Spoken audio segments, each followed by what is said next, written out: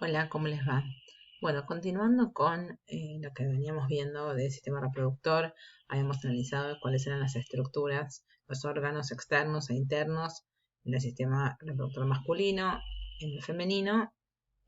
Habíamos hablado de la formación de los óvulos dentro del ovario y quedaba pendiente la explicación de cómo es el ciclo menstrual, cómo varía a diferencia, digamos, del varón, donde los niveles de la hormona sexual masculina, la testosterona, es más o menos estable a lo largo de los días. En la mujer hay lo que llamamos ciclos, ¿sí? Donde aumentan y disminuyen estas hormonas con cambios en varios niveles en el cuerpo. Entonces, eh, recuerden que dentro del ovario, cuando la mujer inicia su pubertad, empieza la maduración de los folículos. Y cada mes hay varios folículos, ¿sí? Recuerden que un folículo es el ovocito, que es el futuro óvulo, rodeado de otras células que llamamos foliculares. Todo esto es un folículo. Hay varios de estos folículos, ¿sí? Hay unos cuantos, digamos, dentro del ovario, de forma inmadura, y en cada ciclo menstrual, cada mes, digamos, que dura ese ciclo, varios comienzan a madurar, pero hay uno que finalmente es el que más madura y termina siendo ovulado. Entonces, ¿cómo es que eso sucede? Recuerden que va aumentando de tamaño ese folículo, aumentan también la cantidad de células foliculares hasta el momento de la ovulación, pero hay otros cambios más. Entonces, les recuerdo que a medida que iba aumentando, entonces iban pasando los días, aumenta la cantidad de células foliculares. Estas células son las responsables, además de proteger y nutrir al ovocito, de producir el estrógeno, que es una de las hormonas sexuales femeninas. Igual que como vimos en el varón, el control, digamos, de la producción de las hormonas sexuales femeninas, que son el estrógeno y la progesterona, está bajo el control del cerebro, del hipotálamo, ¿sí? Es una región del cerebro. Imagínense, acá está el cerebro. Bueno, el hipotálamo da una orden a una glándula que llamamos hipófisis, que la puse acá, que está en la base del cerebro, y la hipófisis libera dos hormonas, que son la LH, que es la hormona luteinizante, y la FSH, que es la folículo estimulante. Y estas hormonas son las que viajan por la sangre hasta el ovario, o en el varón hasta el testículo, digamos, indicando la orden de producir hormonas sexuales femeninas, ¿sí? Y además producir los óvulos, o en el caso del varón, los espermatozoides.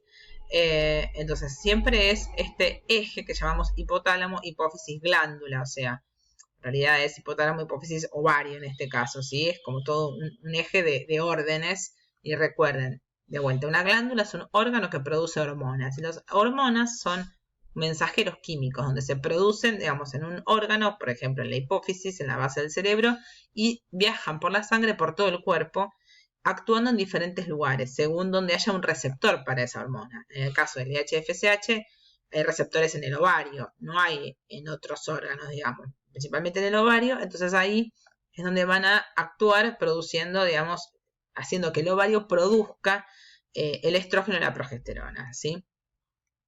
Entonces, lo que vamos a ver, que ahora voy a poner una diapositiva un poquito más grande, es qué es lo que sucede a lo largo de los días de un ciclo de una mujer, ¿sí? Voy a mostrarles ahora para hacerlo un poco más grande. Acá se ve un poco mejor. A ver. Bueno, se ve. Bueno, voy a achicar un poco porque me parece que se ve menos. A ver. Ahí entra. Entonces, un poquitito más. Ahí está. Un ciclo menstrual no necesariamente, digamos, siempre dura lo mismo. Lo que sí tiene que quedar claro es que, digamos, el día 1 del ciclo menstrual es el primer día de menstruación de la mujer, no es el día 1 del mes. O sea, si yo me indispuse el día 25 de septiembre, bueno, el 25 de septiembre es el día 1 de mi ciclo menstrual.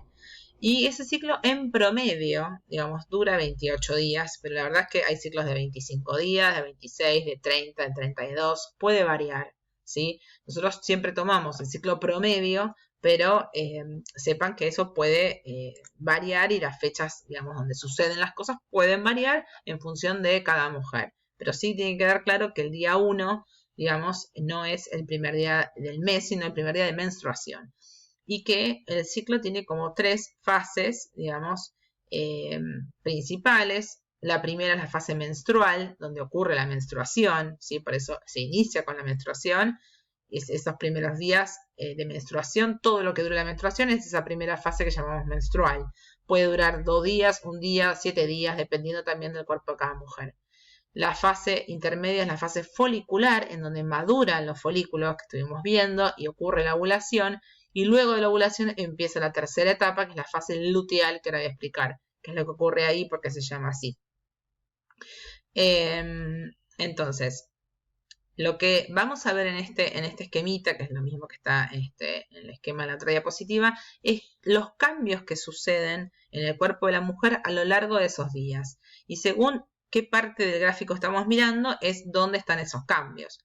Digamos, esto que está acá abajo es lo más sencillo, es lo que llamamos el ciclo uterino, o sea, los cambios que ocurren en el útero de la mujer, más que nada en el endometrio. ¿Se acuerdan la capa interna que tenía el útero? ¿Sí? Lo vamos a mostrar acá un segundo. Esta capa interna del endometrio, recuerden que yo les conté que se engrosaba todos los meses con sangre, ¿sí? Preparándose para un posible embrión. Si no hay fecundación, esto, o sea, si no hay unión del óvulo con el espermatozoide, esto cae, que es la famosa menstruación. Entonces, esto me muestra todos los cambios a lo largo de estas 3 fases del endometrio, ¿sí? Fíjense cómo en la menstruación empieza alto digamos, el grosor del endometrio es alto, está lleno de sangre, y a medida que pasan los días, como esa sangre va cayendo, esto cae, disminuye. Pero enseguida, como se inicia, digamos, toda la actividad hormonal que ahora vamos a ver, empieza a crecer nuevamente y se vuelve a engrosar, ¿sí? Entonces, esta parte es lo que le va a pasar al útero a lo largo del ciclo menstrual. Esta parte y esta parte es lo que le pasa al ovario, el ciclo ovárico, es decir, qué pasa con los folículos adentro del ovario, esto que estábamos viendo acá, ¿sí? Los cambios en los folículos dentro del ovario y también los cambios en los niveles de las hormonas sexuales femeninas, o sea, cómo varía el estrógeno y cómo varía la otra hormona, la progesterona, en ese ciclo menstrual. Y esta parte de acá arriba es cómo varía los niveles de las hormonas de la hipófisis. De vuelta, recuerden que esto es un eje donde el hipotálamo da la orden, luego va a la hipófisis, que está en la base del cerebro, y la hipófisis libera estas 2 hormonas que van por la sangre hasta el ovario, induciendo la liberación de estas hormonas femeninas. Pero todo esto va modificándose a lo largo de los días, ¿sí? Entonces, esto es cómo se modifican las hormonas de la hipófisis, esto es cómo se modifica el folículo y el óvulo a lo largo de los días, cómo se modifica el estrógeno y la progesterona a lo largo de los días y cómo se modifica el endometrio uterino a lo largo de los días, ¿sí? Entonces, dijimos, empieza con el día 1 de la menstruación, ahí empieza a caer en esos primeros días, el endometrio se va adelgazando y levemente empiezan a aumentar las 2 por orden del hipotálamo en el cerebro, empieza a aumentar los niveles de LH y FSH. Acá tienen los nombres, hormona luteinizante y hormona folículo estimulante. Están las siglas en inglés, por eso FSH y LH, no están al revés por lo que están en inglés. Entonces, la hormona FSH, fíjense el nombre, folículo estimulante. ¿Qué es lo que va a hacer? Evidentemente, estimular el folículo, es decir, va a ser la responsable de que este folículo que empezó chiquitito empiece a aumentar de tamaño. Esto que veíamos acá. La FSH empieza a actuar sobre el ovario y hace que este folículo empiece a crecer, el ovocito cada vez más grande, cada vez más cantidad de células foliculares alrededor. Ahora, si ustedes recuerdan que las células foliculares eran las que producían estrógeno, entonces a medida que el ovocito aumente de tamaño, si yo tengo más células foliculares, voy a tener más estrógeno.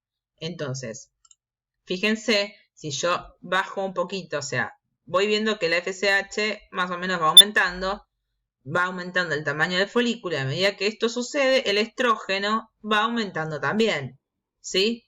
Hasta que llega a un punto máximo.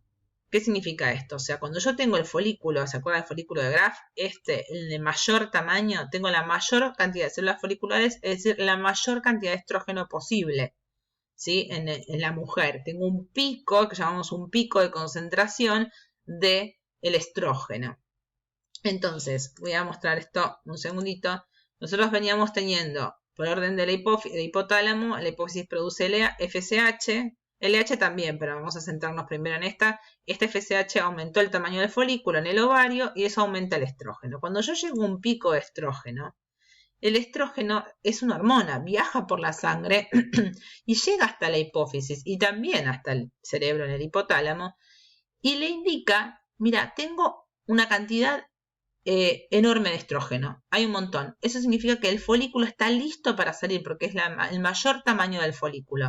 Entonces es una forma de avisarle a la hipófisis y al cerebro, al hipotálamo, que el óvulo ya creció, ya maduró, el ovocito, el folículo ya creció y está listo para salir del ovario. ¿Sí? Es una señal química, no es que le habla, por supuesto. Pero entonces esa señal química está dada por la concentración. Yo ya sé, la hipófisis ya sabe que cuando tengo un pico de estrógeno es que tengo el tamaño máximo del folículo dentro del ovario. Entonces, eso se llama ahora, y es muy pocos casos que ocurre, en lugar de una retroalimentación negativa, es una retroalimentación positiva. Es decir, que el estrógeno cuando llega a su pico máximo le da la orden a la hipófisis de que tire un montón, de que libere un montón de FSH y LH. Las dos juntas. Hace un pico, fíjense que hay un pico de estrógeno acá y un pico ahora de FSH y un tremendo pico de LH. Esto ocurre más o menos hacia la mitad del ciclo. ¿Sí? O sea, fíjense, terminó la fase menstrual, que terminamos de menstruar, empezó la fase folicular, en donde empieza la FSH a madurar el folículo, crece, crece, crece. Justo cuando llega el momento cúlmine, que está bien maduro, hay un pico de estrógeno. Y ahí ocurre el pico de FSH y LH por esta retroalimentación positiva. Esto ocurre alrededor del día 14, si estamos en un ciclo de 28 días, ¿sí? Es la mitad del ciclo. Este gran pico de LH, sobre todo el LH, acá cumple un papel muy importante, que es que viaja de vuelta al ovario y provoca la salida del óvulo del ovario, ayuda a la salida. Esa salida se llama ovulación. La ovulación entonces ocurre por lo general en una mujer hacia la mitad del ciclo. Si estamos hablando de un ciclo de 30 días, bueno, será hacia el día 15. Si es uno de 28, hacia el día 14. Eso va a variar de acuerdo al ciclo de cada mujer. Entonces, una vez que ocurre la ovulación, que ocurre este pico tremendo de LH y FSH, sale el óvulo del ovario, ¿sí? Y comienza la última fase, que es la fase luteal. Entonces, ¿qué es lo que sucede acá en el ovario? Todo eso, o sea, el óvulo salió, vamos a volver un minuto para atrás. El óvulo salió, bueno, me pasé uno, ¿sí? Salió, ping, está en la trompa de Falopio. Recuerden que, como yo les dije, bueno, quería uno más para atrás. La fecundación ocurre acá. El óvulo sale, en la ovulación sale del ovario. Una vez que maduró sale y queda acá esperando 24 horas nomás. Un encuentro con el espermatozoide. Si eso no ocurre, el óvulo viaja hasta el útero y se va con la menstruación. Pero si no, queda acá. Entonces, ahí quedó el óvulo. ¿Pero qué pasó con el ovario y el resto de las células que estaban alrededor? Esas células foliculares no se murieron. Quedan adentro del ovario y ahora se transforman en esto amarillito que llamamos cuerpo lúteo. ¿Sí? Y este cuerpo lúteo es el que ahora, además de estrógeno, que ya venía fabricando estrógeno, va a fabricar la segunda hormona sexual femenina, que es la progesterona. ¿Sí?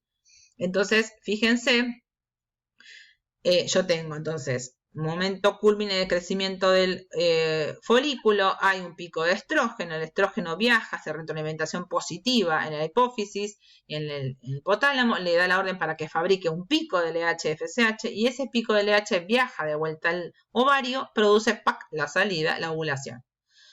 Ahí empieza la fase luteal, porque ahora se transforma todo esto en lo que llamamos cuerpo lúteo. Entonces miren las hormonas acá.